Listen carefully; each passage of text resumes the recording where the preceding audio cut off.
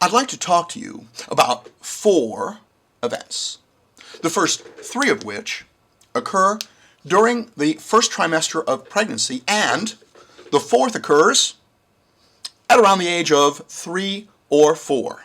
And they all have to do with the same thing, and that is skin color. Now, the first event which occurs during the first trimester of pregnancy has to do with your actual skin color, which, as we know, can be either black or white. And that's it, right? No, I'm kidding you. There are variations. It can be black or it can be blue-black. I had a friend from Ghana who had blue-black skin. That's it. Black or blue-black, that's the choice on that end of the spectrum.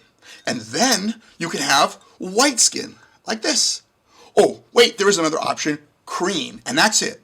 So you're born with either black or white skin. That's the first event.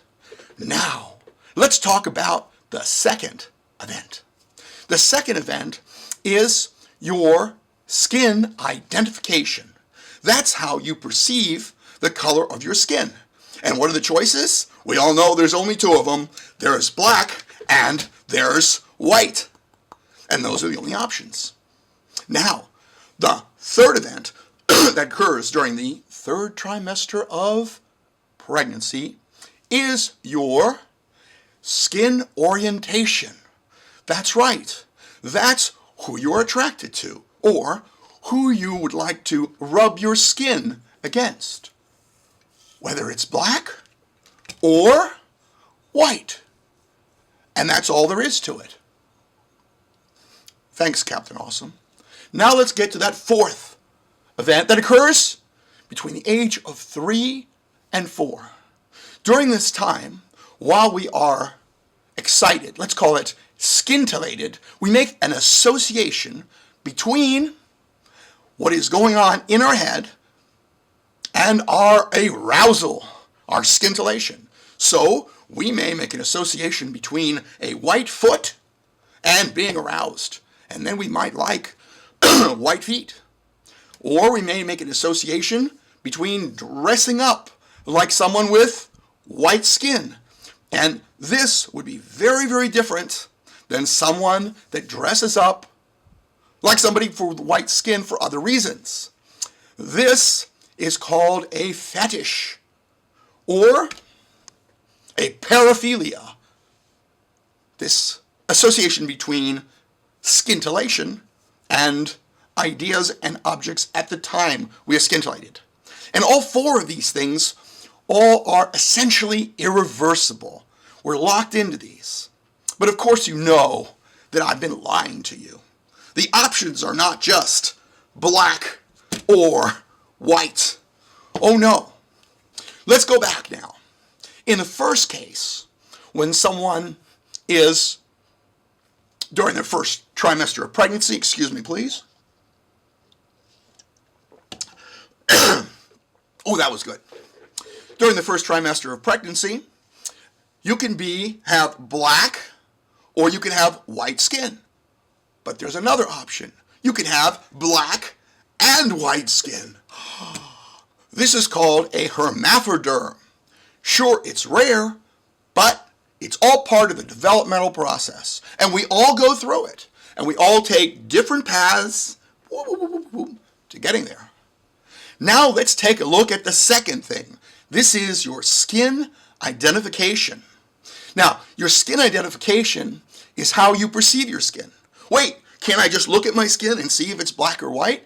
No, this is a separate issue. Your skin identification doesn't have to do with what color your skin is. It has to do with in your brain how you perceive your skin.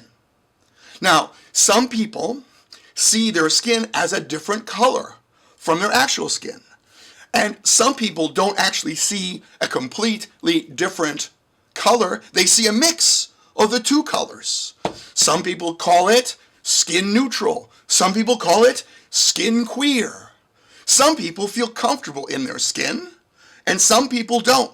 And they may have to undergo a transdermal abrasion.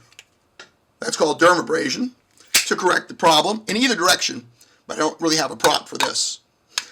Now, let's talk about the third option. This is your dermal orientation, whether you're attracted to someone with black skin or white skin. Now, it turns out that it's not that simple. To various degrees, people are attracted more toward people with black skin or white skin. Some people are on the extremes. Some people are in the middle. Some people are in different places. Some people are bidermal. There's lots of options. Now, for these first three things, what controls how all this works? Well, it turns out all these things during the first trimester of pregnancy are under the control, the direct control of concentrations of hormones and timing. So a certain concentration of hormones at a certain time will lead to one developmental path, and a different concentration at a different time will lead to another developmental path. And here's what's interesting about these last two of the three events that occur during the first trimester of pregnancy.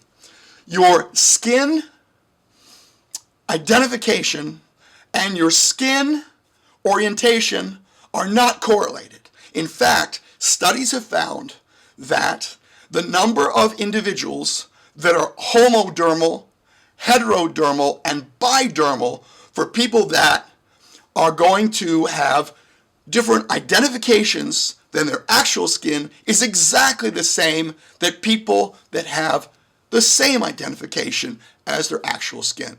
There is absolutely no difference.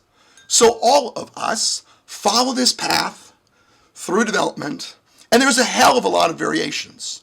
It's not only not as simple as black and white, it's not even a linear scale, because the number of variations are really quite great.